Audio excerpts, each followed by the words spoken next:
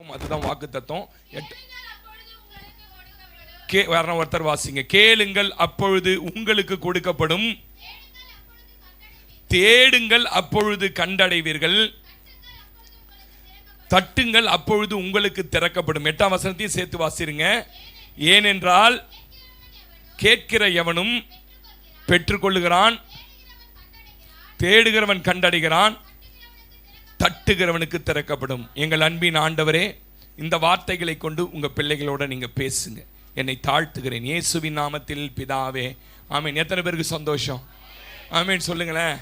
நிச்சயமா நீங்க கேட்கறது இந்த மாசம் தரப்போறா. நீங்க கேட்கறத மாத்திரம் நிறுத்திடாதீங்க, தட்டுறதை மாத்திரம் நிறுத்திடாதீங்க, தேடுறதை மாத்திரம் விட்டுறாதீங்க. ஆமீன் சொல்லுங்களேன். இது ஒரிஜினலா 10 டிரான்ஸ்லேஷன் இருக்கு தமிழ்லயே. நீங்க படிக்கிற பைபிள் இல்லாம 10 டிரான்ஸ்லேஷன் இருக்கு. அதில் ஒரிஜினல் ஹீப்ரூ டெக்ஸ்ட்லேருந்து ERV டிரான்ஸ்லேஷன் ஒன்று இருக்குது. ERV அப்படின்னா ஈஸி ரீடிங் வெர்ஷன் அர்த்தம். அதில் எப்படி போட்டிருக்காங்க அப்படின்னு கேட்டிங்கன்னா, ஒரிஜினல் இதுதான். இது நம்ம படித்தது ஒரிஜினலில், நான் இப்போ வாசிக்கிறது தான் ஒரிஜினல். தொடர்ந்து கேளுங்கள், தேவன் கொடுப்பார். தொடர்ந்து தேடுங்கள், கிடைக்கும். தொடர்ந்து தட்டுங்கள், திறக்கப்படும். ஆமீன் சொல்லுங்க. ஆம். 8ஆம் வசனம், தொடர்ந்து கேட்டால் அவன் அதை பெறுவான். ஆமீன். ஒருவன் தொடர்ந்து தேடினால் கண்டடைவான். ஆமீன். ஒருவன் தொடர்ந்து தட்டினால் நிச்சயம் அவனுக்கு திறக்கப்படும். எத்தனை பேர் ஆமீன் சொல்றீங்க? கிறிஸ்துவத்தினுடைய அஸ்திபார வசனமே இதுதான். தேவனிடத்துல கேட்டா அவர் கொடுப்பார். நிறைய CHS சர்ச்சில் தட்டுங்கள் திறக்கப்படும் போட்டிருக்கும் பாருங்க. கிறிஸ்துவத்தினுடைய அஸ்திபார வசனம் இதுதான். தேவன் மேல நமக்கு இருக்கிற நம்பிக்கை இந்த வசனத்தை காண்பிக்கிறது. நமக்குள்ள விசுவாசம் வளர்வதற்கு இதை படிச்சாலே போதும். கேளுங்கள் தரப்படும். உள்ள விசுவாசம் வளரும். எனக்கு நிச்சயமா ஒன்று நடக்க போகுது. இது கர்த்தர் இந்த வார்த்தையின்படி செய்ய போறார். ஆமென். நீங்க அதனால தான் அடிக்கடி நீங்க வந்து மத்தேயு 5, 6, 7 வசனங்களை வாசிக்கணும். வாசிங்கன்னா உங்களுக்குள்ள ஒரு புத்துணர்ச்சி வரும். ஆமென் சொல்லுங்களேன். நல்லா கவனிங்க. இந்த வசனத்தை நீங்க புரிஞ்சிக்க கொஞ்சம் கடினம். ஏன் கடினம்னு கேட்டீங்கன்னா, இங்க பேசும்போது ஜனங்களுடைய தப்பிதங்களை பத்தி தேவன் பேசுறார். 7ஆம் வசனம் முழுவதுமே, 7ஆம் அதிகாரம் முழுவதுமே ஜனங்களுடைய தப்பிதங்களை பேசிக்கிட்டே வரும்போது திடீர்னு நடுவில் சொல்லுவார், கேளுங்கள் தரப்படும், தட்டுங்கள் திறக்கப்படும். கவனிங்களேன். நான் சொல்றதை புரிஞ்சிங்கன்னா தான் செய்தியை உங்களுக்கு புரியும், இல்லைன்னா புரியாது. 3 நாள் கன்வென்ஷன் மீட்டிங் வச்சார் இயேசுநாதர். எத்தனை நாள் மீட்டிங்க? 3 நாள் கன்வென்ஷன் மீட்டிங். முதல் நாள் 5ஆம் அதிகாரம், 2வது நாள் 6ஆம் அதிகாரம். அதில் என்ன போதிச்சார்னு கேட்டிங்கன்னா, மோசேயோட நியாய பிரமாணத்தை அப்படியே வேற விதமா அப்படி உங்களுக்கு புரியுற மாதிரி போதிச்சார். மோசேயோட நியாய பிரமாணத்தை ஒரு எக்ஸாம்பிள் சொல்றேன். ஒரு ஆணும் பெண்ணும் விபச்சாரம் செய்து கொண்டா பாவம் மோசேயினுடைய நியாய பிரமாணத்தில். ஆனா இந்த மலை பிரசங்கத்தில் என்ன சொல்றாரு? நீ யோசிச்சு சிந்திச்சு பார்த்தாலே நீட்டாரு. இப்படி பேசிக்கிட்டே வரும்போது 7வது நாள்ல என்ன கொண்டு பேசுறாருன்னு கேட்டீங்கன்னா, ஜனங்களை பார்த்தாரு. என்ன மாதிரி அவர் முகத்தை பார்க்கிற கர்த்தர் அல்ல, அவர் இருதயத்தை பார்க்கிற கர்த்தர். இந்த ஜனங்க நிறைய வசனம் கேட்கறாங்க. இந்த ஜனங்களுடைய வாழ்க்கையில் நிறைய சத்தியம் தெரியுது. ஆனா இந்த ஜனங்க என்ன பண்ணலன்னா, சத்தியத்துக்கு கீழ்ப்படிந்தவர்ல வாழலன்றதை இயேசு பார்க்கிறார். ஆமீன் சொல்லுங்க. அதனால தான் நீங்க 7ஆம் அதிகாரம் ஆரம்பிக்கும் போது எப்படி ஆரம்பிக்கிறார் பாருங்க. 3வது நாள் கன்வென்ஷன்ல என்ன பேசுறார் சிஸ்டர்?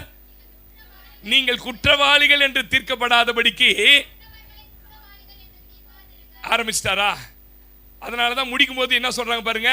ஜனங்கள் அந்த 28ஆம் வசனம் வாசிங்க.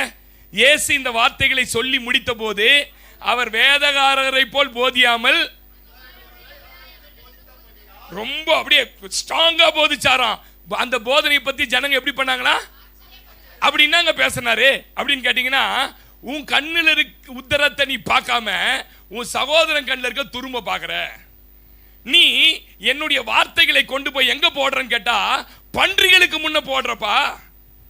நீ என்ன பண்றனா, கர்த்தாவே கர்த்தாவேன்னு என்னை நோக்கி கூப்பிடுற. ஆனா நான் சொல்றபடி நீ செய்ய மாட்டேன்ற, என் சித்தத்தின்படி செய்ய மாட்டேற, என்னுடைய வார்த்தையின்படி நீ வீட்டை கட்டல அப்படின்னு உங்களை பார்த்து பேசுறாருங்க. எத்தனை பேர் நான் இப்ப பேசுறது கொஞ்சம் புரிஞ்சிடுச்சு? இந்த மாதிரி பேசும்போது தான் நடுவில் சொல்றாரு, நீங்கள் கேளுங்கள். எதை கேளுங்க? ஆண்டவரே, எனக்குள்ள ஆண்டவரே நிறைய வசனத்தை கேட்கிறேன், சத்தியத்தை கேட்கிறேன், ஆனா நிறைய ஜபமும் பண்ணிட்டே இருக்கிறேன், எதுவுமே நடக்கல. நீ மாறுகிற வரைக்கும், உன் சுபாவம் மாறுகிற வரைக்கும், உன் குணம் மாறுகிற வரைக்கும் நீ என்னிடத்துல கேட்டுக்கொண்டே இரு. நீ கேட்டது ஒரு நாள் நிச்சயமாய் தருவேன். எப்ப தெரியுமா? நீ மாறின உன்ன தருவேன். தட்டிக்கிட்டே இரு. நம்ம ஆண்டவன் அவ்வளவு கடினமான ஆளா? நீ கேட்டுக்கிட்டே இருந்தாலும் தரமாட்டார். இவங்களுக்கு இங்க என்ன பேச விரும்புறாரு, அந்த கான்டெக்ஸ்ட், அந்த பின்னணி புரிஞ்சுட்டா போதும். நீங்க மற்றவர்களை குற்றவாளின்னு ஈஸியா முடிச்சிடுறீங்க, மாயக்காரர்களா இருக்கிறீங்க.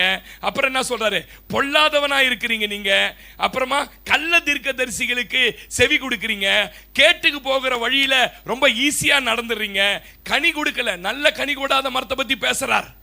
இதெல்லாம் பேசிட்டு சொல்றாரு, நீங்க ரொம்ப நாளா ஜெபம் பண்ணிட்டு இருக்கிறீங்க, என் காதுல விழுது நான் செவிடு இல்லை. ஆமென் சொல்லுங்க. நீங்க ரொம்ப நாளா கேட்டுட்டு இருக்கிறீங்க, எனக்கு புரியுது, நீங்க தொடர்ந்து கேளுங்க. நான் அடிக்கடி சொல்லுவேன், நல்லா ஜெபிக்கிற சுபாவம் மாறிடும். நீங்க வேணா கவனிச்சு பாருங்களேன், ஜெபிக்கிற மாதிரி நடிக்கிறவன் சுபாவம் மாறாது. நல்லா ஜெபிக்கிற ஆள், ஆவியில ஜெபிக்க ஜெபிக்க கர்த்தர் அப்படியே அழுகிய கொடுப்பார். நான் சரியான ஆள் இல்லை. ஆமென் சொல்லுங்க. என் வாழ்க்கையில் இருக்கிற சுபாவங்களை மாத்துறது இங்க சொல்றாரு, நீ கேட்டுக்கிட்டே இருப்பா தொடர்ந்து. எனக்கு தெரியும் நீ எப்போ மாறணுன்னு, எப்போ மாறுவேன்னு தெரியும், அப்போ கொடுப்பேன். இப்போ நல்லா கவனிங்க, ஜபத்தின் மூலம் நம்ம என்ன பேசுகிறோம் ஆண்டவர்கிட்டனா, சங்கீதம் 10:4 துன்மார்க்கன் தன் கர்வத்தினால தேவனை தேட மாட்டான். துன்மார்க்கன் என்னது? கர்வத்தினால தேவனை தேட மாட்டான். வாசிக்க அந்த வசனம் 10:4. தேவனை தேடான், அவன் நினைவுகள் எல்லாம். அப்ப நம்ம தேவனை தேடினா, நல்லா கவனிங்க, துன்மார்க்கமாய் வாழ்ந்து கொண்டு தேவனை தேட முடியாது. நான் துன்மார்க்கன் இல்ல ஆண்டவரே, நான் நீதிமான், உங்க பிள்ளை, ஜிபிச்சா நீங்க கேப்பீங்கன்றத நம்பி நான் தேடுறேன்னு அவருக்கு தெரியப்படுத்துகிறோம். ஆமீன் சொல்லுங்களேன். அல்லேலூயா சொல்ல மாட்டீங்களே? நீங்க கேட்பதிலும் தேடுவதிலும் சோர்ந்து போயிருக்கலாம், சிலர் நிறுத்திட்டு இருக்கலாம், சிலர் இனிமேல் நடக்காது கிடைக்காதுன்னு முடிவுக்கே வந்திருக்கலாம். ஆனா ஆண்டவர் சொல்றாரு, நீ தொடர்ந்து தேட தேட உன்னை நான் மாற்றுவேன். உன்னை மாற்ற மாற்ற மாற்ற நீ கேட்டவைகள் அத்தனையும் கரத்திலே கொடுக்க நான் வல்லம். ஆமென் சொல்ல மாட்டீங்களே? 38 வருஷமா சுபாவம் மாறலங்க. எத்தனை பேருக்கு இந்த ரகசியம் தெரியும்? எத்தனையோ பேருக்கு அற்புதம் நடக்குது, ஆனா இவன் மாத்திரம் சுகமானவனை யோசிக்கிறான் போல இருக்குது. பழைய பாவத்துக்கு போலாம் சொல்றாரு, இனி பாவம் செய்யாதேன்றாரு. இது இந்த ஆழம் உங்களுக்கு புரிஞ்சா நீங்க வேற மாதிரி ஆயிடுவீங்க. நம்ம வாழ்க்கையில சில மாற்றங்களை நாமாய் கொண்டு வராத பட்சத்தில் எத்தனை காலங்கள் நாம் ஜெபித்துக் கொண்டிருந்தாலும் சோறு கிடைக்கும், துணி கிடைக்கும், வீடு கிடைக்கும், எல்லாம் கிடைக்கும், விரும்பினது கிடைக்காது. நிச்சயமா நான் சொல்றேன், இந்த சத்தியத்தை ஆரம்பத்தில் அதனால தான் சொன்னேன், நீங்க வளர்ந்த சபை புரிஞ்சுப்பீங்க. மற்றவர்களை ஈஸியா குற்றவாளின்னு நீ தீர்த்துற, ஆனா உன் குற்றம் என்னன்னு பார்க்க மாட்ற. நீ அழகா வேதத்தை வாசிக்கிற, ஆனா பண்ணிங்க முன்னாடி போய் உட்கார்ந்து இது செஞ்சிட்டு இருக்கிறன்றார். பயங்கரமா பேசுறார். கனியே இல்லையே உனக்குள்ளன்றார். இப்பதான் சொல்றார், கேளு, நான் உன்னை மாத்துவேன், நீ கேட்டதை கொடுப்பேன், தட்டு, உனக்காக ஒரு நாள் என் கதவு திறக்கப்படும், நீ பாப்ப ஒரு நாள். ஆமேன் சொல்லுங்க. எத்தனை பேர் ஆமேன் சொல்றீங்க? அல்லேலூயா. நம்ம ஆண்டவர் 38 வருஷமா இருந்தவனை பார்த்து குணமாக்கிட்டு, அவனை பார்த்து இந்த வார்த்தை சொல்லணும்னு நான் விரும்பவே இல்லை, அவனை பார்த்து சொல்லிட்டு போறாரு, இனிமே பாவம் செய்யாதப்பா, உன் சிந்தையில் இருக்கக்கூடாதுப்பா. அவன் முயற்சியை பாராட்டினார், அதெல்லாம் வேற விஷயம். ஆனா அவனுக்குள்ள இருந்த இன்னர் ஹார்ட் அவர் பார்த்தார். ஆமேன் சொல்லுங்க. நான் இப்படி சொல்லட்டுமா, நம்ம ஆண்டவருக்கு பேர் என்ன தெரியுமா? ஜபத்தை கேட்கிறவர். நிறைய பேர் இருக்கு, ஜபத்தை தள்ளாதவர், ஜபத்தை ஏற்றுக்கொள்ளுகிறவர், ஜபத்துக்கு பதில் தருபவர். ஆமென் சொல்லுங்க. நான் சொல்றேன், நீங்க தேடுவதற்கும், நீங்க கேட்பதற்கும், நீங்க தட்டுவதற்கும் உங்க வாழ்க்கையில எதெல்லாம் தடையா இருக்குதோ அந்த காரியங்களை எல்லாம் உங்களை விட்டு அகற்றிடுங்க. ரொம்ப நாளா ஜெபம் பண்ற ஆண்டவரே, ஆனா இது கிடைக்கல ஆண்டவரே, இது எனக்கு வரல ஆண்டவரே. நான் நிச்சயமா இன்னைக்கு செய்தியா அதன் அடிப்படையில தான் நிச்சயமா சொல்றேன், உங்க வாழ்க்கையில ஜெபிக்க ஜெபிக்க ஜெபிக்க ஜெபிக்க உங்களை மறுரூபப்படுத்துவார். 17ஆம் அதிகாரத்தில் மேலே கொண்டு போனோன்னு ஜெபிக்கும் போது மத்தேயில மறுரூபம் ஆயிட்டாராம். அப்போ உங்க வாழ்க்கையில ஜெபம் என்னத்தை கொண்டு வரணும்னா உங்களை மறுரூபப்படுத்தும், மனசை புதுதாக்கும். ஆமீன் சொல்லுங்க. அதனால ஜெபிக்கிறத மாத்திரம் ஸ்டாப் பண்ணாதீங்க, உங்களை சீர்படுத்தி கொண்டு ஜெபிக்க ஜெபிக்க. ஆமீன் சொல்லுங்க. நீங்க தேவனை தேடுவதற்கும் தேவனுடைய கதவுகளை தட்டுவதற்கும் எதெல்லாம் தடையா இருக்கோ அதெல்லாம் அடுத்து அகற்றிடுங்க. மனுஷ சத்தங்களை புறக்கணிங்க, அதை காதுல வாங்காதீங்க, அவங்கள பார்க்கவே பார்க்காதீங்க. இவ்வளோ நாள் போறியே, என்ன நடக்குது, ஏது நடக்குது? அண்ணாள் ஆலயத்துக்கு புறப்படும் போதெல்லாம் காதல ஒரு சத்தம் கேட்கும். யார் சத்தம் சொல்லுங்க? பெண்ணிலாளோட சத்தம் கேட்கும். இந்த வருஷம் போய் கீழ்ச்சிடுவியான்னு. ஆனா அவ அதை புறக்கணிச்சா. ஒரு நாள் அவ வாழ்க்கையில அவர் விரும்புகிறவன மாறிட்டா. ஒரு 10 வருஷத்துக்கு முன்ன குழந்தை கொடுத்திருந்த ஆண்டவரே தெரியாம பொருத்தனை பண்ணிட்ட ஆண்டவரே, அடுத்த குழந்தைய கொடுத்தா இவனை வச்சு நின்றுப்பான் நான் நினைக்கிறேன். அப்படின்னு சொல்லுங்க. கொண்டு வந்து அவர் எதிர்பார்க்கிற வண்ணம் மாறும்போது கையில குழந்தைய கொடுத்து அவ ஜெபிக்கவே இல்லை. ஆண்டவரே உமக்கு ஒப்பு கொடுக்கிறேன், இவன் தீர்க்கதரிசியா மாறணும், இவன் வாயிலிருந்து புறப்படுற வார்த்தை கீழே விழக்கூடாது, இவன் உலகாரு. அவர் அதெல்லாம் கேட்கலங்க. நான் சொல்றேன், நீங்கள் பூரணமாகும் போது நீங்கள் நினைத்ததை விட, நீங்கள் கேட்பதை விட கர்த்தர் அதிகமாய் செய்வார். நம்மனா நல்லா ஸ்ட்ராங்கா ஆமேன் சொல்லுங்க. கை தட்டினா வெளில கணசில்ல அப்படி தங்க ஸ்டெயிலா ஆமேன் சொல்லுங்க. எமிஜிஆர் சார் எப்படி கை தட்டினது தெரியுமா? டக டக டகடான்னு தட்டணும். தட்டினா அப்படியே உடம்பெல்லாம் ரத்தம் நல்லா ஓடும். ஆமேன் சொல்லுங்க. அல்லேலூயா. கர்த்தர் நல்ல புள்ள அந்த புள்ள. ஆமேன் சொல்லுங்க. அப்ப நல்லா கவனிங்க, நம்முடைய வாழ்க்கையில இந்த சத்தத்தெல்லாம் கேட்கக்கூடாது. நீங்க தேடுவதற்கு கேட்பதற்கு எதெல்லாம் உங்களுக்கு தடையா இருக்குதோ, நான் அடிக்கடி சொல்லுவேன் பாருங்களேன், நீங்க கேட்டதை உங்க கண்களால் பார்த்து நீங்கள் பெற்று கொள்ளுகிற வரைக்கும் ஜபத்தை நிறுத்தக்கூடாது. ஆமேன் சொல்லுங்க. பூரணப்படுத்துவாருங்க. நீங்க நினைக்கிறீங்க நான் இந்த சபையில ஆரம்பிச்ச இத்தனை நாட்கள்ல இங்க ரொம்ப நாளா வந்திருக்கிற ஆளுங்களை நிறைய பேரை செக் பண்றேன் பாருங்க, ரொம்ப மாறிட்டாங்க. முந்தி மாதிரி இல்லைங்க. அவங்க முந்திலாம் ஒண்ணுனா அப்படியே என்னது, இப்பெல்லாம் பார்த்தா ரொம்ப சாதுவாயிடுச்சு. இன்னும் 5 வருஷம் கழிச்சு பாத்தீங்கன்னா சொர்ண கிரணெல்லாம் கெட்டு போய் ஒண்ணுமே இல்லாம ஆயிடுவான் சீக்கிரம். ஆமேன் சொல்லுங்க. எத்தனை பேர் நம்புறீங்க? இதை தான் அவர் விரும்புறாரு. ஆமேன் சொல்லுங்க. என்னை போல் மாறணும். ஆமேன்னு சொல்ல மாட்டீங்களே. அல்லேலூயா. நீங்க கிட்ட வந்துட்டீங்க. எத்தனை பேர் நம்புறீங்க? நீங்க ரொம்ப கிட்ட வந்துட்டீங்க, ரொம்ப மாறிட்டீங்க. நீங்க சின்ன வயசுல எதெல்லாம் ஜெபிச்சீங்களோ, ரொம்ப நாளுக்கு முன்னாடி ஜெபிச்சீங்களோ, அதெல்லாம் கர்த்தர் கொடுக்க போறார். ஆனா அந்த சின்ன கிட்ட வரும்போது உங்களுக்கு ஒரு டிஸ்ட்ராக்ஷன் வரும், உங்களுக்கு திசை திருப்புற ஆவிகள் வரும். இனிமே உனக்கு கிடைக்காதுன்னு. காலையில இருந்து சாயங்காலம் வரைக்கும் எவரு நடந்தான் பாருங்க. யார் கூட நடந்தான்? இயேசுநாதர் கூட இருந்தான். வீட்டுக்கிட்ட வரும்போது ஒருத்தன் வந்து சொல்றானுங்க, என்னன்னு நிறைய பேர், எப்பா போதகரை வருத்தப்படுத்தாதப்பா, அவன் பொண்ணு செத்து போச்சு அப்படின்னு. உடனே இயேசு திரும்பி பார்த்தாருன்னு பைபிளில் போட்டு. யாரை திரும்பி பார்த்தாரு? என்னப்பா காலையிலேருந்து என்கிட்ட கேட்டு வந்த, நீண்ட தூரம் நடந்து வந்த, இவன் சொல்றத நம்புறியா என்ன நம்புறியா? ஆமேன் சொல்லுங்க. நீ விசுவாசம் உள்ளவனாயிரு. புறப்படும் போது எந்த விசுவாசத்தை புறப்பட்ட அதே விசுவாசத்தில். ராமேன் சொல்லுங்க. நான் இப்படி சொல்லிட்டுமா, கிட்ட வந்துட்டீங்க. மரித்தது உயிர்ப்பிக்கப்பட போகுது. மரித்தது உங்க வாழ்க்கையில கிடைக்க போகுது. எதை உங்க வாழ்க்கையில நல்லா பார்க்கணும்னு நினைச்சீங்களோ அதை பார்க்கிற தூரத்துக்கு வந்துட்டீங்க. எந்த சத்தம், எந்த அவிசுவாசம், எந்த சூழ்நிலை மோசமாக்கியது மேலே உங்க கண்ணை வச்சிடாதீங்க. ஆமேன் சொல்லுங்க. நீங்க நல்லா ஆயிடுவீங்க. ஒருத்தன் டென்ட் போட்டு ஒரு 3-4 வருஷமா தங்க இருக்குதுன்னு நினைச்சு தோணானா பாருங்க. தோண்டி தோண்டி தோண்டி தோண்டி தோண்டி தோண்டி சோர்ந்து போயிடுச்சு. இங்க தங்கையில் என்னை ஏமாத்திட்டாங்கன்னு டென்டெல்லாம் கட்டின்னு போயிட்டானா பாருங்க. அந்த ஊர்ல இருந்த ஒரு வாலிபையன் பையன் பார்த்துக்கிட்டே இருந்தானா. இந்த கிழமை என்னதான் போட்டு தோன்றனான்னு தெரியல, நம்ம தோண்டி பார்ப்போமேன்னு சொல்லி ஒரு 2 நாள் தோண்டானா பாருங்க. 7 அடி போட்டா வெறும் தங்கமா இருக்குதான் கீழே. சில ஆட்கள் அந்த மாதிரி இருக்கிறாங்க பாருங்க. தொடர்ந்து தேடிட்டே இருப்பாங்க. ஒரு காலத்துக்கு என்னடா சர்ச்சு, என்னடா பாஸ்டர், என்னடா நம்ம கேட்டதெல்லாம் கிடைக்கலையே, நம்ம மாறலையே நினைக்க மாட்டாங்க. கர்த்தர் கொடுக்கலையேன்றதான் பெருசா இருக்கும். ஆமீன்னு சொல்ல மாட்டீங்களே.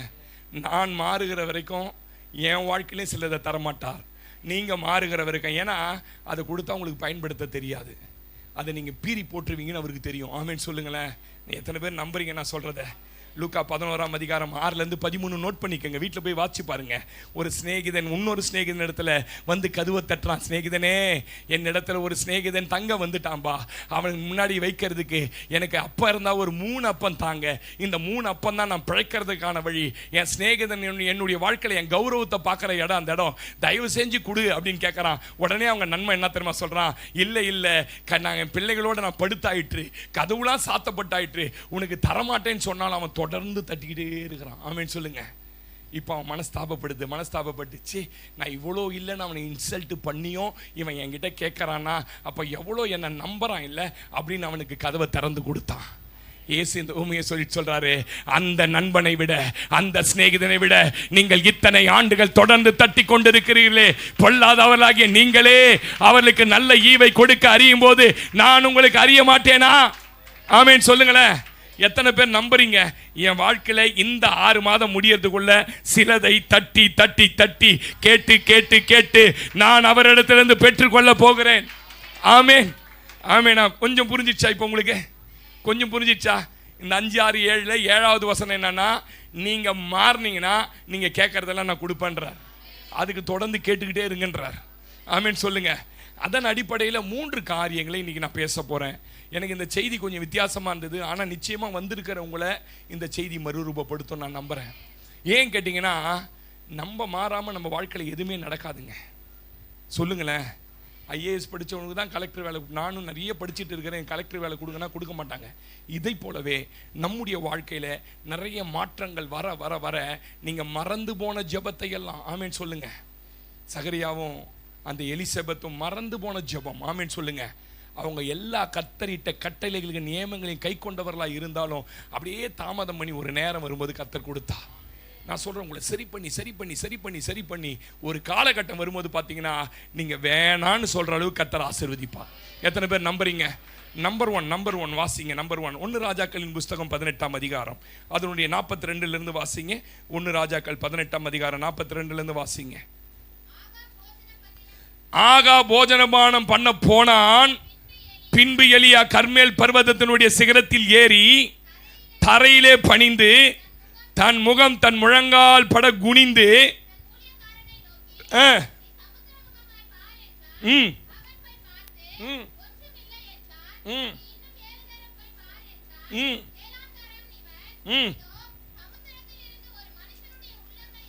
சமுத்திரத்திலிருந்து ஒரு மனுஷனுடைய உள்ளங்கை அத்தனை சிறிய மேகம் எழும்புகிறது என்றான்.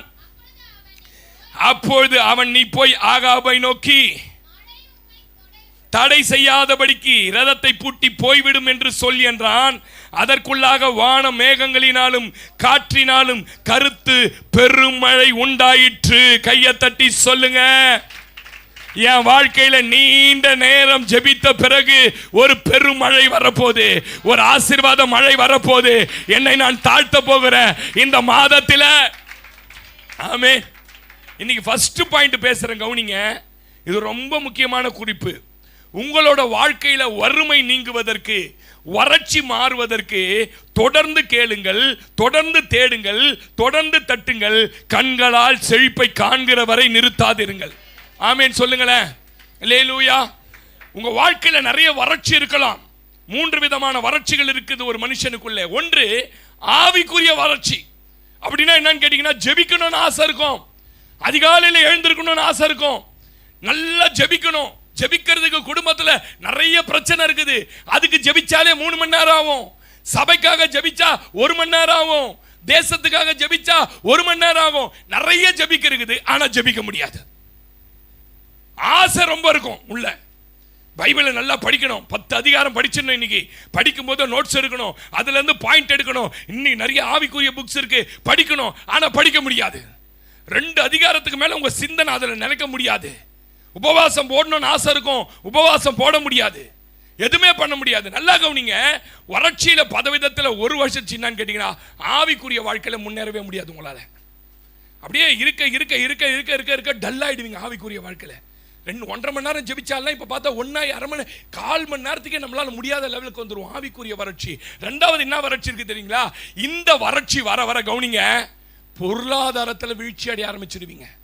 உங்க குடும்பத்தில் இவ்வளவு நாட்கள் இல்லாத அளவுக்கு பண கஷ்டம், கடனாய் போச்சு, பிரச்சனையாய் போச்சு, இவ்வளவு பயம். ஏன்? இந்த ஆவிக்குரிய வறட்சி வந்தவுடனே பொருளாதார வறட்சி வந்துடும். 3வது ஒரு வறட்சி இருக்குது, ரொம்ப மோசமான வறட்சி. உங்க சரீரத்தில் வறட்சி.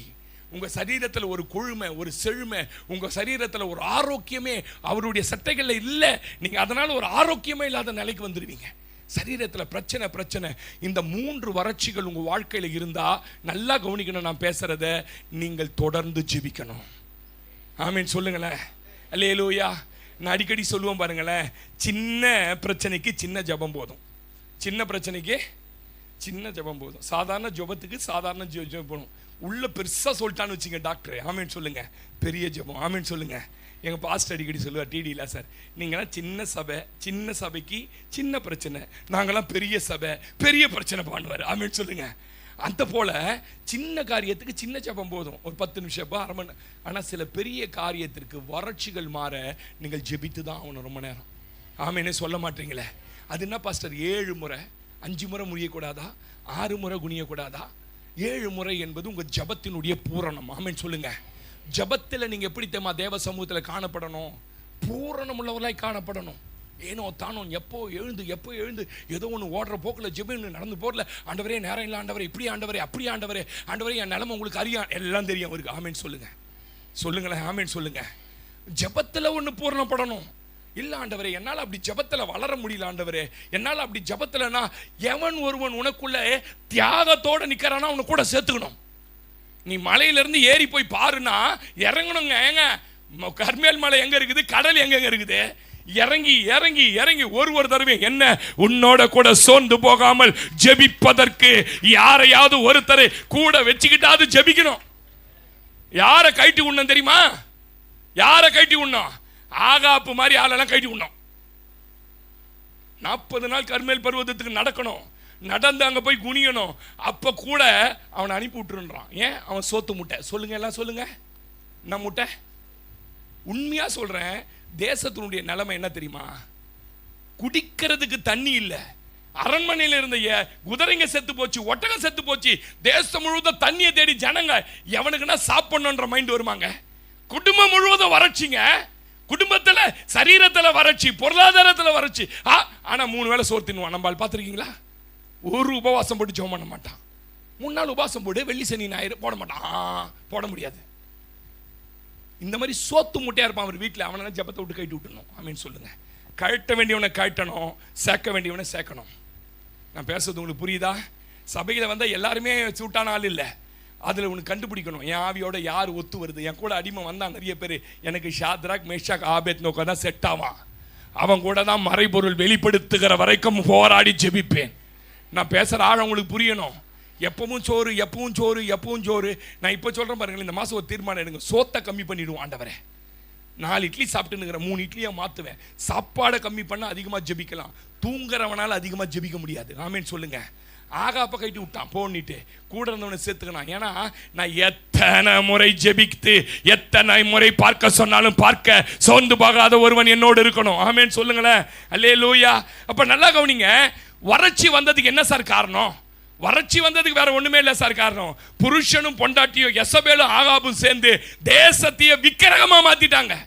எந்த அளவுக்கு விக்கிரகமா மாத்திட்டாங்கன்னா, கர்த்தருடைய பலிபீடம் எங்கே இருக்கிறது என்று தேடி பார்த்து அதை செப்பனிட்டு அதை கண்டுபிடிச்சி அதை திரும்பவும் கட்ட வேண்டிய அளவுக்கு இடிக்கப்பட்டு போச்சு. இன்னைக்கு நிறைய வீட்டில் நான் பார்த்துட்டேங்க, நிறைய வீட்டில் நான் பார்த்துட்டேன். உங்களுடைய பலிபீடங்கள், எரிய வேண்டிய பலிபீடங்கள் இடிக்கப்பட்டு கிடக்கிறதுனால தான் வறட்சியில் சிக்கிட்டீங்க. விக்கிரக ஆராதனையே தேசம் முழுவதும். நான் எப்பவும் சொல்லுவேன், இப்பவும் சொல்றேன், தன்னை விட, இயேசுவை விட தன் மனைவியாவது தன் தகப்பனையாவது தன் தாயையாவது நேசிக்கிறவன் கர்த்தருக்கு பாத்திரவான் அல்ல. உன் கணவனை விக்கிரகமாக்கிடக்கூடாது. நீ 3 வேளை சோறு தின்னோன்றதுக்காக உயிரோட வச்சு அவர் வேலை கொடுத்து கர்த்தர் வச்சிருக்கிறார். என் புருஷன் தாங்க கண் கண்ட தெய்வம் அவர் தாங்க. இல்லைங்க. எத்தனை பேர் நம்புறீங்க?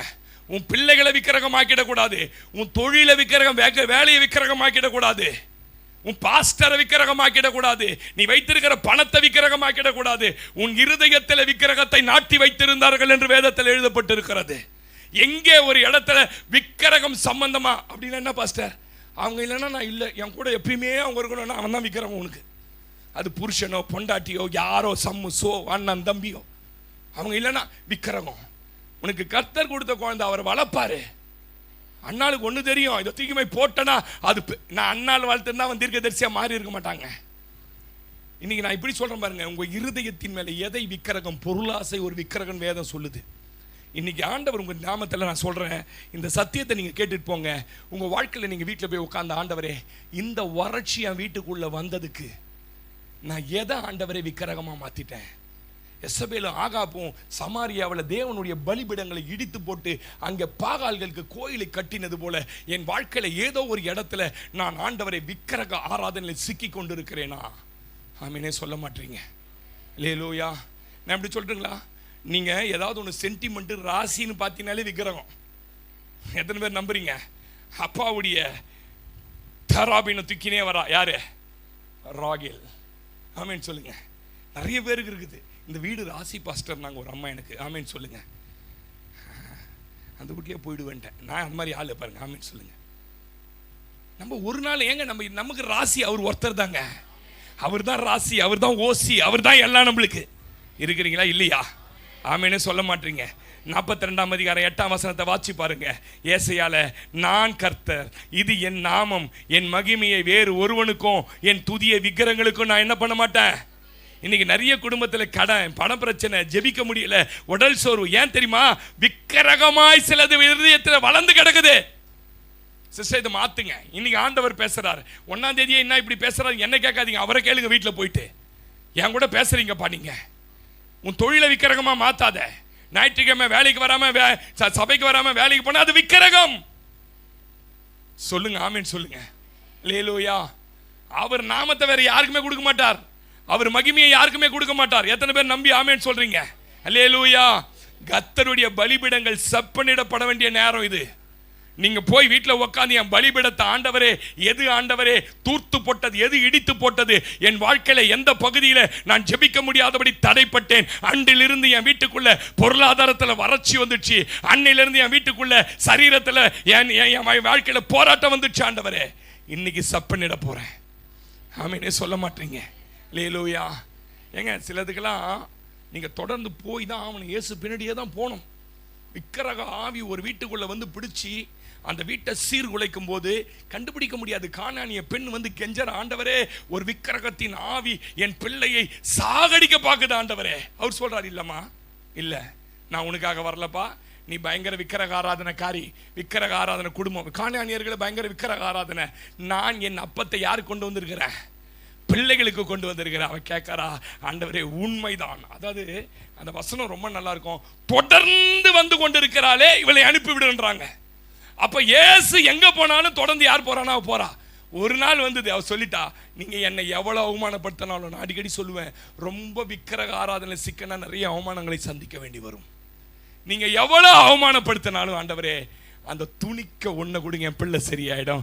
இஸ்ரவேலுக்குள்ளும் இப்படிப்பட்ட விசுவாசத்தை நான் இன்னைக்கு ஆண்டவர் நாமத்தில் உங்களுக்கு ஜெபிக்க போறேன். என்ன தெரியுமா ஜெபிக்க போறேன்? ஆண்டவரே, என் பிள்ளைங்க எத்தனை அவமானப்பட்டாலும் உம்மை தொடருவதையோ, உம்மை தேடுவதையோ, உன் கையில் இருந்து அற்புதங்களை பெற்றுக் கொள்ளுகிற வரைக்கும் அவர்கள் உம்மை தொடர்ந்து. ஆமீன் சொல்லுங்க. அல்லேலூயா. இதுக்கு என்ன பாஸ்டர் வழி? இந்த வறட்சி மாற 7 நாள் உபவாசம் போடுங்க. 7 வேளை உபவாசம் போடுங்க. உங்களை தாழ்த்துங்க. உண்மையாகவே வறட்சியை பார்க்குற ஆண்டவரே, உண்மையாகவே என் குடும்பத்தில் எவ்வளவு சம்பாதிச்சாலும் பொத்த பையில போட்டது மாதிரி இருக்கு ஆண்டவரே. என் வீட்டுக்குள்ள ஒரு வலு சர்பம் உட்காந்து எல்லா ஆசீர்வாதங்களையும் தின்னுட்டு இருக்குது ஆண்டவரே. என் வாழ்க்கையில, என் சரீரத்தில் ஏதோ ஒரு வளர்ச்சி, என் வறட்சி, என் ஆவிக்குரிய வாழ்க்கையில வறட்சி. 7 நாள் உன்னை தாழ்த்தி உபவாசம் போடு. ஆமேன் சொல்லுங்க. ஒரு நாள் பெரும் மழையின் இரைச்சல் சத்தம், உன் வீட்டுக்குள்ள ஆசீர்வாதமான மழை. ஆமே. எசேக்கியேல் 34ஆம் அதிகாரம் 25-26 வசனத்தை வாசி பார்த்தீங்கன்னா அது இப்படி சொல்லுது. நான் அவர்களோட, வாசிங்க, அல்லேலூயா. உன் மேல இருந்த கோவலாம் மாறி கர்த்தர் சமாதான உடன்படிக்கை பண்ணுவார். ஆமென் சொல்லுங்களேன். அவர் மகிமையை ஒரு நாள் யாருக்கும் கொடுக்க மாட்டார். எத்தனை பேர் நம்புறீங்க? இந்த மாசம் கர்த்தர் என்னோட சமாதான உடன்படிக்கை பண்ணுகிற மாசம். ஆமென் சொல்லுங்களேன். நான் அவர்களோட சமாதான உடன்படிக்கை செய்து துஷ்ட மிருகங்களை தேசத்தில் இராதபடி ஒழிய, கண்டினியூவா படிக்கணுமா? தேசத்தில் இராதபடி ஒழிய பண்ணுவேன். அவர்கள் சுகமாய் வனாந்தரத்திலே தாவரித்து காடுகளில் நித்திரை பண்ணுவார்கள். நான் அவர்களையும் என் மேட்டின் சுற்றுப்புறங்களையும் ஆசீர்வாதமாக்கி ஏற்ற காலத்தில் மழையை பெய்ய பண்ணுவேன். ஆசீர்வாதமான மழை. கையை தட்டி சொல்லுங்க, பெய்யும் பெய்யும் பெய்யும். 28 சொல்றாரு, இனி அவர்கள் புறஜாதிகளுக்கு கொள்ளையாவதில்லை, பூமியின் மிருகங்கள் அவர்களை பட்சிப்பதில்லை, தத்தளிக்க பண்ணுவார் இல்லாமல் சுகமாய் தங்குவார்கள். ஆமீன் சொல்லுங்க. அல்லேலூயா. கவனிங்க, உங்களுடைய வறட்சி, நான் சொன்ன 3 நிலைகளில் வறட்சியில் நீங்க இருப்பீங்கன்னா தொடர்ந்து நீங்க தேடுங்க. 7 என்றால் பூரணம்னு அர்த்தம். உங்க ஜெபம் பூரணமாற வரைக்கும் ஜெபத்தை நிறுத்தாதீங்க. ஒரு நேரத்தை குறிங்க, ஒரு டேட்டை குறிங்க, ஒரு இடத்தை குறிங்க. ஆண்டவரே, இந்த இடத்துல இத்தனை மணிக்கு நான் உங்களை தேடுவேன் ஆண்டவரே, இத்தனை மணிக்கு இருப்பா ஆண்டவரே, எவ்வளோ அசைன்மெண்ட் இருந்தாலும் இங்கே வந்து நின்று ஜெபிப்பா ஆண்டவரே. உங்களை தாழ்த்தி நீங்கள் ஜெபம் பண்ணி பாருங்க. உங்கள் வறட்சி மாறலன்னு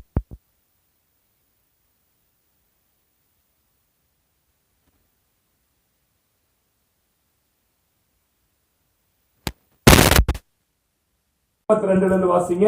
ஆதியாகமத்தின் புஸ்தகம் 32ஆம் அதிகாரம் 22 வாசிங்கம்மா. ராத்திரியிலே எழுந்திருந்து தன் 2 மனைவிகளையும் தன் 2 பணிவிடைக்காரிகளையும் தன்னுடைய 11 குமாரரையும் கூட்டிக் கொண்டு யாக்கோபு போகிற ஆற்று துறையை கடந்தான். அவர்களையும் சேர்த்து ஆற்றை கடக்க பண்ணி தனக்கு உண்டான யாவையும் அக்கறைப்படுத்தினான். யாக்கோபு பிந்தி தனித்திருந்தான். அப்பொழுது ஒரு புருஷன் பொழுது விடியும் அளவும் அவனுடைய போராடி. ஆமென் சொல்லுங்களேன். நான் முதல்ல சொன்னேன், உங்க வாழ்க்கையில வறுமை நீங்க, வறட்சி நீங்க, நீங்கள் தொடர்ந்து தேவனை தேடிக்கொண்டே இருங்கள். உங்க கண்கள் ஆசீர்வாதமான மழையை பார்க்கிற வரைக்கும் தேடணும். ஆமென் சொல்லுங்க. இரண்டாவது என்ன பாஸ்டர் சொல்ல போறீங்க? தனிப்பட்ட வாழ்க்கையிலும் உங்கள் குடும்பங்களிலும் சமாதானம் உண்டாக ஜெபியுங்கள், தேடுங்க. ஆமென். உங்க மனசுல சமாதானமா வாழணுங்க நீங்க. இல்லையா சொல்லுங்களேன். நீங்க நிறைய குடும்பங்களை நான் பார்க்கறதுனால பேசல, ஆவியில உணர்த்தப்பட்டு பேசுறேன். நிறைய குடும்பங்களுக்குள்ள சாப்பாடு இருக்கு சார், நிறைய குடும்பங்கள்ல நல்ல வஸ்திரங்கள் இருக்கு, நிறைய பேருக்கு தேவையான அளவுக்கு பொருளாதார காசு இருக்குது. என்ன இல்லைன்னு தெரியுமா? சமாதானம் இல்லை. யாக்கோபுனுடைய நிலைமை எங்க பாருங்களேன். 11 பிள்ளைகள், இதெல்லாம் ஆவியானவர் எழுதி வைத்திருக்காரு தெரியுமா? அவ்வளோ பிள்ளைகள் பிறந்திருக்கிறாங்க, 4 மனைவிமார்கள் இருக்கிறாங்க, 2 பரிவாரங்கள், 2 ராஜாக்களுக்கு இருக்கிற சொத்து இருக்குது. ஆனா அந்த மனுஷன் மனசுல என்ன இல்லை தெரியுமா? அந்த மனுஷன் கரங்கள்ல இவ்வளவு இருந்தும் சமாதானம் இல்லை, நிம்மதி இல்லை. ஏன் பாஸ்டர் அவன் வாழ்க்கை இப்படி ஆச்சுன்னு கேட்டீங்கன்னா, அவன் செய்த ஒரு தவறு. என்ன தவறு? இஸ்ரவேலில் மாறாத பிரமாணம் என்ன தெரியுமா? மூத்தவனுக்கு தான் சிரேஷ்ட புத்திர பாக்கியம். இது யாருக்கு தெரியும்னா, இஸ்ரவேல்ல பிறகுற குழந்தை கூட தெரியும். இவனுக்கு நல்லா தெரியும். 40 வயதை தொடுகிற ஒரு மனிதன் போய் தகப்பன் கண் பார்வை மங்கி இருந்த போது அவனை ஏமாற்றி நான் தான் சிரேஷ்ட புத்திரன் என்று சொல்லி எல்லா ஆசீர்வாதங்களையும் பெற்றுக் கொண்டான். என்னைக்கு அந்த ஆசீர்வாதத்தை அவன் தகப்பனை ஏமாற்றி பெற்றானோ அன்னைக்கு அவன் நிம்மதி, அவன் தூக்கம் போச்சு. ஆமென் சொல்லுங்க. நம்முடைய வாழ்க்கையில பைபிளை தூக்கிக்கிட்டு ஆண்டவரை நம்பி நம்ம இந்த ஆலயத்துக்கு வரோம், அவர் நாமத்தை இடைவிடாம சொல்றோம், இயேசு இயேசுன்னு. எந்த பகுதியிலையும் யாரையும் ஏமாத்தக்கூடாது. ஆமென் சொல்லுங்க. யாரையும் நம்ம என்ன பண்ணக்கூடாது? யாரையும் ஏமாத்தக்கூடாது. யாரையும் பணம் வாங்குறீங்களா, கொடுக்கறத கரெக்டா இருக்கணும். யாராவது உங்களை நம்பி ஒண்ணு கொடுக்கறாங்களா, நீங்க அவங்களுக்கு உண்மையா இருக்கணும். எந்த பகுதியிலுமே எப்பொழுது நீங்கள் ஏமாற்ற வேண்டும் என்று உங்க மனதுக்குள்ள திட்டங்கள் வருகிறதோ அன்னைக்கு உங்க குடும்பத்தோட சமாதானம் கெட்டு. நீ பேசுற சத்தியம் உங்களுக்கு தெரியல. நிறைய பேர் நிறைய நாட்களா ஜெபித்து கொண்டு இருக்கிறீங்க, நிறைய காரியத்தை ஆண்டவர்கிட்ட கேட்கறீங்க, நல்லது. அதே நேரத்தில் நீங்கள் எப்படிப்பட்டவர்களா இருக்கணும்னு ஆண்டவர் விரும்புகிறார் தெரியுமா? ஏமாற்றுக்காரர்களா இருக்கக்கூடாது. ஆமென் சொல்லுங்களேன். அவன் செய்த ஒரு தவறு பாருங்க. நம்முடைய வாழ்க்கையில் இந்த நிலைமை இருக்கான்னு ஆராய்ச்சி பார்க்கணும். ஆண்டவரே, என் வாழ்க்கையில என் குடும்பத்துல சமாதானம் போச்சு, சும்மா பேச்ச ஆரம்பிக்கிற ஆண்டவரே, அது பெரிய சண்டையில போய் நிற்குது. எல்லாரும் வீட்டுல இருக்கிற அண்ணன் தம்பி அக்கா தங்கச்சி எல்லாம், ஆனா யாருக்குள்ளயுமே ஒரு சமாதானம் இல்லை. எந்த இடத்துல ஆண்டவரை கோட்டை விட்டோம், எந்த இடத்துல மிஸ்டேக் பண்ணிட்டோம்னு பாத்தீங்கன்னா கண்டிப்பாக ஒரு இடத்துல ஆண்டவர் காண்பிப்பார். ஆமென் சொல்ல மாட்டீங்க? அல்லேலூயா. நான் சொல்றேன், எல்லா ஆசீர்வாதங்களை விட ஒரு மனுஷனுக்கு தேவை என்ன தெரியுங்களா? சமாதானம் தாங்க முக்கியம். ஆமென் சொல்லுங்க. சமாதானம் இல்லைன்னா உங்க உடம்புல, உங்க வாழ்க்கையில பலன் இருக்காது, ஒண்ணு இருக்காது. ஆவிக்குரிய வாழ்க்கையை முடிஞ்சிருங்க. சமாதானம் இல்லாம செத்து போனவர்கள் எத்தனை பேர் தெரியுமா? கொலோசியர் 3:15 இப்படி சொல்லுகிறது, தேவ சமாதானம் உங்கள் இருதயங்களை ஆள கடவுது, இதற்கென்றே நீங்கள் ஒரே சரீரமாக அழைக்கப்பட்டிருக்கிறீர்கள். ஆமென் சொல்லுங்க. அப்ப தேவ சமாதானம் நம்ம இருதயத்தில் இருக்கணும். இன்னைக்கு இருக்குதா சகோதரனே, சகோதரி? எனக்கு கேட்கிற கேள்வி, ஒருவேளை உங்களுக்கு கஷ்டமா இருக்கலாம். குடும்பத்துல நீங்க சமாதானமா இருக்கிறீங்களா? உங்க கணவன் மனைவி உறவுல சமாதானம் இருக்குதா? உங்க பிள்ளைங்க வாழ்க்கையில இருக்கிறீங்க, சமாதானமா இருக்கிறீங்களா? உங்ககிட்ட யாக்கோபு மாதிரி காசு இருக்கலாம், யாக்கோபு மாதிரி உங்க வீட்டுல சாப்பாடு இருக்கலாம், ஆனா சமாதானம் இல்லையே. ஆண்டவர் ராத்திரி வந்து கேட்கிறாரு, பேர் வச்சவருக்கு பிறக்க வச்சவருக்கு தெரியாதா? இத்தனை வருஷம் கழிச்சு பிறக்க வச்சாரு, 20 வருஷம் கழிச்சு. பேர் வச்சவர் யார்? கர்ப்பத்தில் இருக்கும்போதே மூத்தவன் இளைவனை சேவிப்பான், இவனை கொடுத்த தீர்க்க தரிசனம். பேர் என்னப்பான்னு கேட்கிறார். இப்ப என்ன பேர் சொல்றான்னு பாக்குறாரு. ஆமென் சொல்லுங்க. அங்க போய் அப்பாவை ஏமாத்தி என்ன பேர் சொன்னா? ஏசா. மாமா வீட்டுக்கு போனா மாமா வீட்டுல ஒரு பேரு. இப்ப வந்து சொன்ன உடனே அவன் கிளீனா சொல்லிட்டான். என்ன சொல்லிட்டான் சொல்லுங்க? ஆண்டவரே, நான் யார்தான் அப்படின்னா ஏமாத்துறோம் தான். ஆண்டவர்கிட்ட மட்டும் ஒரிஜினலை சொல்லிடணும், தினமும் அறிக்கையிடணும். ஆண்டவரே, நேற்று இதை செஞ்ச ஆண்டவரே, நேற்று அதை செஞ்ச ஆண்டவரே.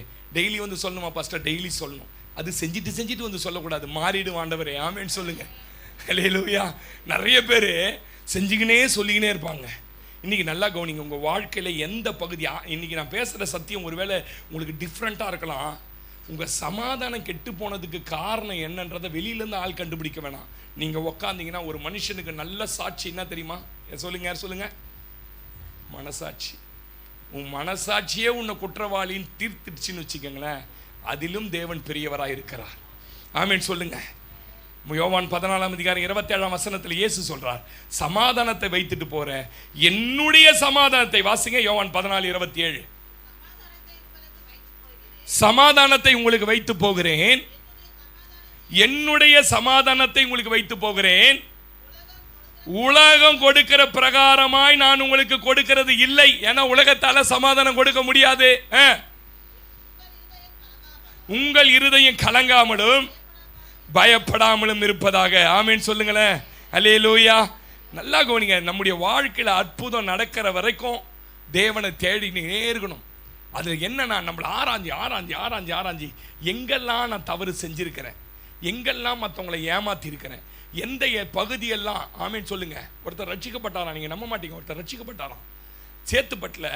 அவர் பிறந்ததுல இருந்து அவர் போய் எக்மோர் பார்க் ஸ்டேஷன்ல இறங்குறவருக்கு டிக்கெட்டே எடுத்தது இல்லையா, ட்ரெயின்ல டிக்கெட்டே எடுத்தது இல்லையா, லோக்கல் ரவுடி, அதனால் எடுத்தது இல்லையா. ஒரு நாள் இயேசு சந்தித்தார், ஒரு நாள் இயேசு அவர் தொட்டார். இயேசு ஒரு நாள் மனம் திரும்பி அவருடைய பாவங்களை மன்னித்தன்னு உணர்ந்தார். பாருங்க என்ன பண்ணாராம் தெரியுமா? சேத்துப்பட்டு ரயில்வே ஸ்டேஷன் மாஸ்டர் கிட்ட போய் முதல்ல உட்காந்து சொன்னாராம், என்னுடைய வாலிப வயது முதல் இந்த நாள் வரைக்கும் நான் போன திருட்டு ட்ரெயினுக்கு எவ்வளோ ஃபைனுன்னு சொல்லுங்க கட்டுறேன்னாராம். நான் சொல்றது இல்லை, சீரியஸா ஒரு பெரிய பரிசுத்தவான் சொன்ன சாட்சி இது. ஆமா, ஸ்டேஷன் மாஸ்டர் அளந்து, என்னடா கேட்குற? கட்டணும், நான் ஏமாத்திட்டேன், இப்போ நான் இயேசுவின் பிள்ளை. ஆமேன் சொல்லுங்க. என் வாழ்க்கையில் யாரையும் ஏமாற்றி விட்டேன் என்று. ஆமேன் சொல்லுங்க. யாக்கோபனுடைய வாழ்க்கையில் நல்லா கவனிக்க, நான் சொல்லி முடிக்கிறேன், அடுத்த பாயிண்ட் போகிறேன். கர்த்தரை சந்திக்கிற முன்ன இயேசு அவனை வந்து தொடுகிற வரைக்கும் அவன் ஏமாற்றிருக்காரன். எத்தனை என்னைக்கு தேவனால் சந்திக்கப்பட்டாரோ அன்று முதல் அவன் வாழ்க்கையை முடிக்கிற வரைக்கும் ஒரு பகுதியிலோட யாக்கோபோட வாழ்க்கையில் நீங்கள் ஏமாற்ற மாட்டார். அவருக்கு ரொம்ப பிடிச்சி பிள்ளை ரூபன். ஏன்னா ஃபஸ்ட்டு பிறந்த பிள்ளை பாருங்க. அவனை கூட என்ன தெரியுமா சொல்கிறாரு, நீ மறுமணியாட்டிலே ஏறினதுனால நீ தழும்பி போயிடுவ, நீ உருப்பிட மாட்டடான்றார். உள்ளதை உள்ளபடி பேசுகிறவன், நான் பொய் கூட பேசுகிறேங்க யாக்கோபு. ஆமீன் சொல்லுங்க. நம்ம வாழ்க்கை இன்னைக்கு சீர்தூக்கி பாருங்க. ஏன் என் குடும்பத்தில் சமாதானம் போச்சு? ஏன் என் குடும்பத்தில் இவ்வளவு பிரச்சனையை சந்திக்கிறேன்? ஏதோ ஒரு இடத்துல. ஆமீன் சொல்லுங்க. அற்புதம் நடக்கிற வரைக்கும் பத்தியுமே உடவே இல்லை பாருங்க. அப்படி நம்ம அற்புதம் நடக்கிற வரைக்கும். ஆமீன் சொல்லுங்க. உங்க குடும்பங்களில் சமாதானம், உங்க உள்ளத்துல சமாதானம் வருகிற வரை கூப்பிடுவதை நிறுத்தாதீங்க. குடும்பங்களை இரவு ஜெபம் வைங்களேன். குடும்பத்தில் தொடர்ந்து சண்டை சண்டை சண்டை சண்டை, எதை தொட்டாலும் சண்டை. 2 நாள் நல்லா இருக்குது, 4 நாள் சண்டை நடக்குதா? ஒரு குடும்ப ஜெபம் வைங்க. ராத்திரியில் இரவில், ஆமா இன்னைக்கு நம்ம கை கவுத்து ராத்திரியில் ஒரு 3 மணி நேரம் ஜெபம் பண்ணலாம். இல்லைன்னா வா சர்ச்சைக்கு போயிடலாம். வனாந்தரத்தில் இருக்குது, யாரும் இல்லை, சாவியை வாங்கின்னு வந்து டீயை போட்டு வச்சுக்கின்னு ஒரு விடிய காலையில் 3 மணி வரைக்கும் ஜெபம் பண்ணி பாருங்க. நடக்குதா இல்லையான்னு பாருங்க. கண்டிப்பா கர்த்தர் தன்னுடைய சமாதானத்தை உங்கள் இருதயத்தில் தருவார். ஆமேனே சொல்ல மாட்டீங்க. குழுவா இல்லைன்னா சேர்ந்து ஜெபிங்க. சமாதானத்தை கெடுத்த சத்துரு கண்டிப்பா ஓடி போவான். உங்கள் வீடு சமாதான தாபரமாய் மாறும். ஆமேன் சொல்லுங்களேன். நிறைய வீடுகள், போன வாரத்தில் ஒரு வீட்டுக்கு போன பாருங்க, சண்டை, அப்பா பிள்ளைக்கு சண்டை. ஐயோ, ஏன் எதிர்க்கே பொண்டாட்டி அடிக்க கையை வாங்குறார்? ஏன் எதிர்க்க பிரதர் நான் இருக்கிறேன் பிரதர்னா இந்த பாஸ்டர் அடிச்சு சாவடிச்சிடுவோன்றான். யாரும் கேட்டால் நம்ம சர்ச்சைக்கு வர விசுவாசி. எப்படி இருக்கும்னு நினைக்கிறீங்க? இதெல்லாம் பாஸ்டருக்கு சந்தோஷமா இருக்குன்னு நினைக்கிறீங்களா? எங்கள் தாம்சராஜ் பாஸ்டரை பற்றி ஒரு சாட்சி. அன்னையிலேருந்து நான் கூட மனம் திரும்பிட்டேன். அந்த அம்மா பேர் சுகந்தி. எத்தனை பேருக்கு தெரியும் தெரியல. ஸ்கூல் டீச்சராக வேலை செஞ்சவங்க ஊழியத்துக்கு வந்தோன்னா ரிசைன் பண்ணிட்டு வந்துட்டாங்க. கல்யாணம் பண்ணிட்டு வந்த நாள்லேருந்து அந்த மனுஷன் சாகிற வரைக்கும் பொண்டாட்டி பேரை சொல்லி கூப்பிட்டது கிடையாது, பொண்டாட்டி அடித்தது கிடையாது, பொண்டாட்டியை வாடி போடின்னு சொன்னது கிடையாது. எத்தனை பேருக்கு தெரியும்? இன்னைக்கு அநியாயமாக ஏமாத்துறோமே. நம்ம ஒரு சாதாரண ஷேர் ஆட்டோக்காரங்கிட்ட நம்ம ஏமாத்துறோமே, சாதாரண கடைக்காரங்கிட்ட ஏமாத்துறோமே. எப்படி நம்ம இருதயத்தில் சமாதானம் இருக்கும்? மனைவியை ஏமாத்துறோம், புருஷனை ஏமாத்துறோம். இன்னைக்கு ஒரு முடிவெடுங்க. ஆண்டவரே, என் வாழ்க்கையில் ஏமாற்றுகிற பகுதிகள் எல்லாம் எடுத்து போடுறேன். ஆண்டவரே, என் வீட்டில் ஏன் என் பிள்ளைங்க வாழ்க்கையில் சமாதானம் எல்லாம் போச்சு? ஏன் என் வீட்டுக்குள்ளே இவ்வளோ போராட்டம்? ஏதோ ஒரு இடத்துல மிஸ்டேக் பண்ணிட்டோம். நீ ஜெபிக்கிற மகளே, நீ ஜெபிக்கிற மகனே, உன் ஜெபத்தை நான் கேட்குறேன். ஆனால் உனக்குள்ளே இந்த குணம் இருக்கிற வரைக்கும் நீ தொடர்ந்து கேட்டாலும் என்னால் தர முடியலை, என்னால் தர முடியலை. புரிஞ்சுக்கோ. நீ ஜெபிக்கிற ஜெபம் நீ மாற்றிக்கொண்டு வந்து ஜெபி. நீ உன் வாயிலிருந்து வார்த்தை பிறக்கும் முன்னே அதை உன் கையில் கொடுக்க நான் வல்லமை உள்ளவராயிருக்கிறேன். ஆமீன் சொல்லுங்க. மூன்றாவது பகுதி கடந்து போகிறேன். 123 சங்கீதம் 2 வசனம் 3 வசனம் வாசிங்க.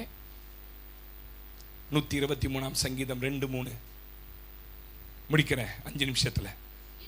இதோ வேலைக்காரனுடைய கண்கள் எஜமானின் கைகளை நோக்கி இருக்குமா போலவும், வேலைக்காரியின் கண்கள் தன் எஜமாட்டின் கையை நோக்கி இருக்குமா போலவும், எங்கள் தேவனாகிய கர்த்தர் எங்களுக்கு இரக்கம் செய்கிற வரைக்கும் எங்க கண்கள் அவரை நோக்கி இருக்கிறது.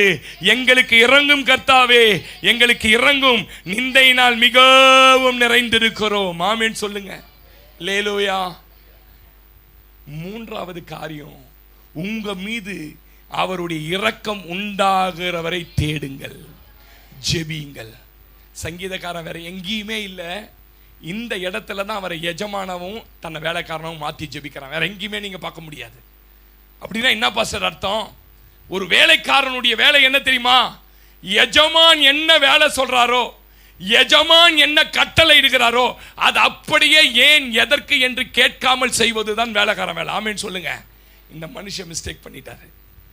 எந்த பகுதியிலெல்லாம் தேவ வார்த்தைக்கு நாம் கீழ்ப்படியாம, எந்த பகுதியெல்லாம் தேவ சத்தத்தை காதிலே கேட்டும் அமலேக்கை முற்றிலும் அழித்து போடு என்றால் நலமானதெல்லாம் எடுத்துக்கொள்ளுகிறோமோ, அங்கே என்ன நடக்குது தெரியுமா? தேவ இரக்கம் நம் கண்களை விட்டு வெளியே போகுது. ஆமென் சொல்லுங்க. இவன் ஜெபிக்கிற, ஆண்டவரே நீர் எங்க மேல இரக்கம் செய்கிற வரைக்கும் என் கண்ணை உங்க கையை விட்டு எடுக்க மாட்டான் ஆண்டவரே. இது ஒரு லாங் ஜெபம். பிரதர் சிஸ்டர் கவனிங்க. நிறைய சத்தியம் கேட்கிறோம், நிறைய சத்தியம் தெரியும், நிறைய பைபிள் படிக்கிறோம், நிறைய ஆவிக்குரிய புத்தகம் படிக்கிறோம். நீ வேலைக்காரனா இருப்பாயானால் எஜமான் சொல்லுகிறதை செய்துதான் ஆகணும். சொல்ல மாட்டீங்க. ஆமென் சொல்லுங்க. நாம் அவருடைய பிள்ளைகளாக இருந்தாலும் சத்தியத்தின்படி தண்டிக்கிறார். எத்தனை பேர் நம்புறீங்க? கிருபையின்படி இறங்குகிறார். எத்தனை பேர் நம்புறீங்க? ஏன் பாஸ்டர் எனக்கு இந்த சிக்ஷை? சத்தியத்தின்படி தண்டிப்பார். ஜட்ஜ் அவரே. அதே நேரத்தில் உன் மேல மனதுருகுகிற ஒரு தகப்பனாய் உன்னை கிருபையின்படி இறங்குகிறவர். எத்தனை பேர் நம்பி ஆமென் சொல்றீங்க? நிறைய காலகட்டங்களில் தவறி இருக்கிறோம். எத்தனை பேர் ஆமென் சொல்றீங்க? வார்த்தையால் தவறிட்டோம், செயல்களால் தவறிட்டோம், பார்வையால் தவறிட்டோம், சிந்தனையால் தவறிட்டோம். ஆமென் சொல்லுங்க. இன்னைக்கும் தவறிக்கொண்டே இருக்கிறோம். நான் ஆமெனே சொல்ல மாட்டீங்க இல்லையா? இல்லையா? இந்த பைபிள் பிரமாணம் கட்டளைக்கு எத்தனை பேர் கீழ்ப்படிஞ்சிடறோம்? தவறிக்கொண்டே இருக்கிறோம் பாருங்க. எப்போ பாச தவறும்? சத்தியம் தெரியாத நாட்களில் தவறினோம். ஆமென். தெரிந்த நாட்களிலும் தவறினோம், வளர்ந்த நாட்களிலும் தவறினோம், மற்றவர்களுக்கு போதிக்கிற அளவுக்கு வளர்ந்த பிறகும். ஆமாவா இல்லையா? எஜமானுடைய வார்த்தையை கேட்டும் கீழ்ப்படியாத வேலைக்காரர்களாய் இன்றைக்கு நாம் இருக்கிறோம். ஆமென் சொல்லுங்களேன். அல்லேலூயாவே சொல்ல மாட்டீங்க. வெளியே இருந்து முதல்ல சொன்ன மாதிரி யாரும் குற்றம் என்று சுமத்த வேண்டியதில்லை. என்கிட்ட அடிக்கடி ஒருத்தவங்க சொல்லுவாங்க, தெரிஞ்சவங்க ஒருத்தவங்க சொல்லுவாங்க, என் மனசாட்சி என்னை கொள்ளுது. அதுதான் ரியல். அவங்களுக்குள்ள கடவுள் வாழறாருன்னு நான் சொல்லுவேன். உங்க மனசாட்சி உங்களை கொல்லலைனா, உங்க மனசாட்சி உங்களுக்குள்ள பேசலைனா அது செத்து போச்சு. அப்படியே அதை நெருப்பு போட்டு முத்திரை போட்டுருவாங்க பாருங்க, ஆட்டு மேல, மயிர் மேல. அப்படியே பார்த்தீங்கன்னா அப்படியே ஆண் இன்ஷியல் இருக்கும் பாருங்க, அதை தொட்டிங்கன்னா அதுக்கு சொரணையே இருக்காது. அப்படி ஆயிடுச்சுன்னு அர்த்தம் இருதயம். ஆமென் சொல்லுங்க. மனசாட்சி நம்ம கிட்ட பேசணும். அல்லேலூயா சொல்லுங்க. யோபு உத்தமன், சன்மான்கன், தேவனுக்கு பயந்தவனு, கர்த்தரே அவனை பற்றி சாட்சி கொடுக்கிறார். ஆனால் ஜனங்களும் அவன் நண்பர்களும் அவனை பற்றி என்ன புரிஞ்சு வச்சுக்கினாங்க தெரியுமா? நீங்கள் வாட்சி பாருங்க, முடிச்சிடுறேன். 22ஆம் அதிகாரம் 5ஆம் வசனத்தில் சொல்கிறாங்க. வாசிங்க. யோபு 22:5. உம்முடைய பொல்லாப்பு பெரியதும் முகாந்திரம் இல்லாமல் உம்முடைய சகோதரர் கையில் அடகு வாங்கி ஏழைகள் வஸ்திரங்களை பறித்து கொண்டு. இப்படி ஒரு பெரிய லிஸ்ட். பிரதர் டைம் ஆயிடுச்சு, வேண்டாம் கவனிங்க. இப்படி ஒரு பெரிய லிஸ்ட்.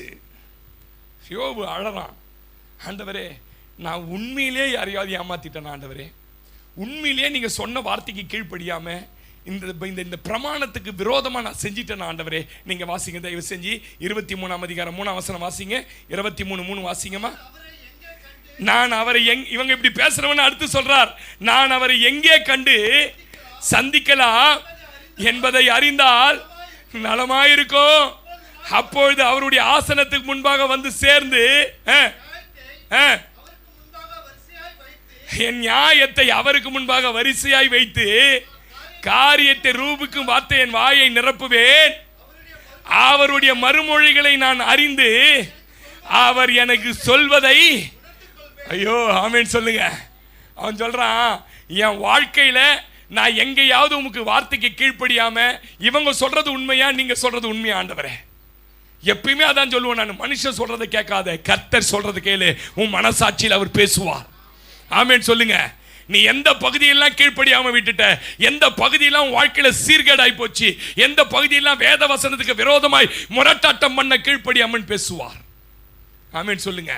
நான் அடிக்கடி சொல்லுவேன், இதுக்கு ரொம்ப நாள் இரக்கம் கேட்டு ஜெபிச்சு தான் ஆகணும். ஆமென் சொல்ல மாட்டீங்க. அதனால தான் யோபு 9:15 வாசி பாருங்களேன். நான் நீதிமானாய் இருந்தாலும் அவரிடத்துல இரக்கத்திற்காக நான் என்ன பண்ணுவேன்? கெஞ்சுவேன். வாசிங்க. நான் நீதிமானாய் இருந்தாலும் அவரோட வழக்காடாமல் என் நியாயாதிபதியிடத்துல இரக்கத்துக்கு நான் என்ன பண்ண போறேன்? கெஞ்ச போறேன். ஆமேன். ஒரு நீதிமானே இப்படி கெஞ்சுவானால், ஆமேன். எத்தனை பேர் நம்புறீங்க? இன்னைக்கு உணர்வு அடைஞ்சு நான் விசுவாசிக்கிறேன், செய்தி உங்களை மாத்துதுங்க. என் வாழ்க்கையில நிறைய வேத வசனத்தை கீழ்ப்படியாம, சத்தியம் எல்லாருக்கும் தெரியுங்க, யாருக்கு சத்தியம் தெரியாதுன்றீங்க. ஆனா எத்தனை பேர் எஜமான் வார்த்தைக்கு கீழ்ப்படிந்த வேலைக்காரர்கள்? இன்னைக்கு ஆண்டவர் பேசுறாரு உங்களோட. மகனே, நிறைய காரியத்துல வார்த்தையை கேட்ட, ஆனா கீழ்ப்படியாம துணிகரமா நிறைய செஞ்சுட்டேன். என் இரக்கத்துக்காக காத்துரு, என் இரக்கத்துக்காக காத்துரு, தொடர்ந்து காத்துரு. ஒரு நாள் இறங்குவேன், ஒரு நாள் இறங்குவேன். இறங்கும் போது எல்லார் கண்களுக்கும் ஆச்சரியமாய் உன்னை நடத்தும்படி நம்ம தேவன் யார்? 145 சங்கீதம் 8:9. கர்த்தர் இரக்கமும் மன உருக்கமும் நீடிய சாந்தமும் மிகுந்த கிருபையும் உள்ளவர். கர்த்தர் எல்லார் மேலும் தயவு உள்ளவர். அவர் இரக்கங்கள் அவருடைய எல்லா கிரியை மேலுள்ளது. கையை தட்டி சொல்லுங்க, என் குடும்பத்தின் மேல, என் பிள்ளைகள் மேல கர்த்தருடைய இரக்கம். இன்னைக்கு 3 காரியம் இந்த 1ஆம் தேதி ஆண்டவர் உங்களோட பேசினார். தொடர்ந்து என்கிட்ட கேளுப்பா, நான் தருவேன், உன்னை மாத்தி தருவேன். தொடர்ந்து என்னிடத்துல நீ தட்டுப்பா, உன்னை மாத்தி நீ கேட்டதை திறந்து கொடுப்பேன். நம்பர் 1, உன் வீட்டுக்குள்ள வந்த வறட்சி மாறுகிற வரைக்கும் உன் ஜெபம் பூரணப்படணும். ஆமென் சொல்லுங்க. எந்த விக்கிரகத்தை உன்னை விட்டு அகற்றணுமோ, எந்த விக்கிரகத்தின் ஆவிகளை உன் குடும்பத்திலிருந்து வெளியே எடுக்கணுமோ எடுத்துட்டு நீ நல்ல ஜெபி. ஜெபிக்கிற ஆட்களோட இணைஞ்சு ஜெபி.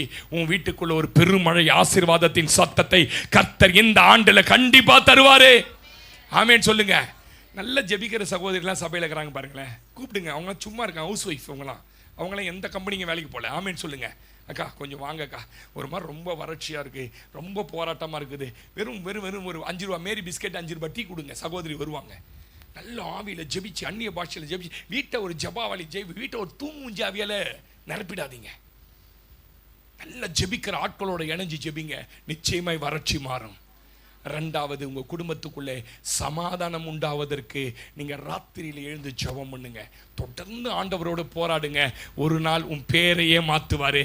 இனி உன் பேர் யாக்கோபு எண்ணப்படாமல் இஸ்ரவேல் என்று எண்ணப்படும்.